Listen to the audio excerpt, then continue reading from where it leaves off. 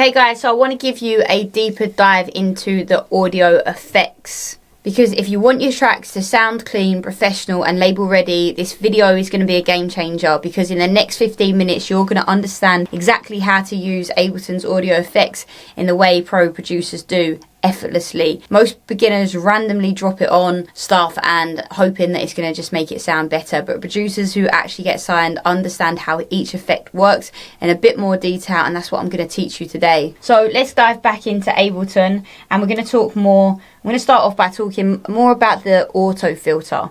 So this frequency control, this is your cutoff. This decides which part of the sound passes through. So your higher settings is bright, low settings is dark, and you can use it to create builds, clean up muddy sounds, or add movement. Okay, so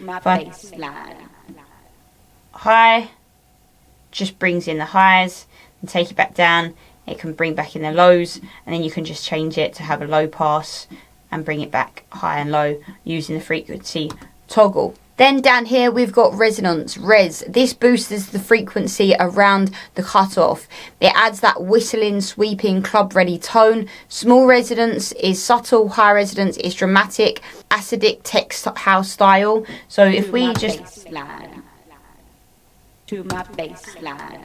bring that up, waistline to my baseline. Move your waistline to my baseline. Okay, so you can add a bit of resonance there. Like I said, you've got the low pass here, which is smooth, warm, remove highs.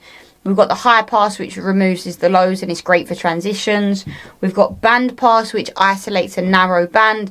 And we've got notch that removes a narrow band. This envelope toggle down here controls how the incoming audio shapes the filter. Small for plucks, funky bass lines or rhythmic effects. LFO section down here, we've talked about this in the last lesson. It adds that under the surface movement. We've got rate, what we can change here, which creates a pulsing, wobbling, sweeping textures.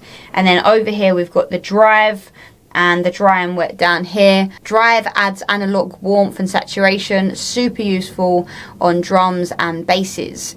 And by the way, if you are watching this thinking, oh my god, I wish I just had someone to look over my project, show me exactly what to improve and how this all works on a one-on-one mentorship basis, then I do that with DJs and producers. So just click the link in the below to book in a free call with us to see how we can help you. If we go over here to the echo effect, we've got a few toggles that I want to talk through. Obviously, you know what the dry and wet does. Dry is the original signal, wet is the delayed signal, the echoed signal. Then we've got feedback over here.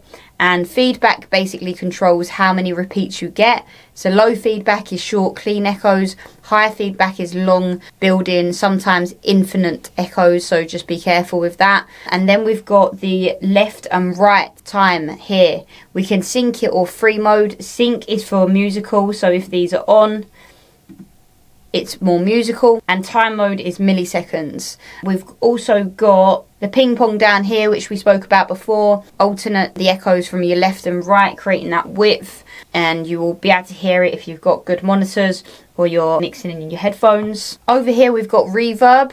So the size down here is how big the space feels. The decay time is how long the tail lasts. And then we've got pre-delay over here is the gap before the reverb starts, so it creates clarity. And then we've got diffuse over here, which is like the texture of the room. We've got our low cut and high cut, which prevents that reverb mud. And then we've got the dry and wet to blend it. And then we've got the quality modes. The next one I want to show you is auto pan. Now in auto pan, you can affect the amount, rate, phase, shape of the panning. Okay, so we can just make it a bit more intense if we want to. To my baseline. Move your waistline to my baseline.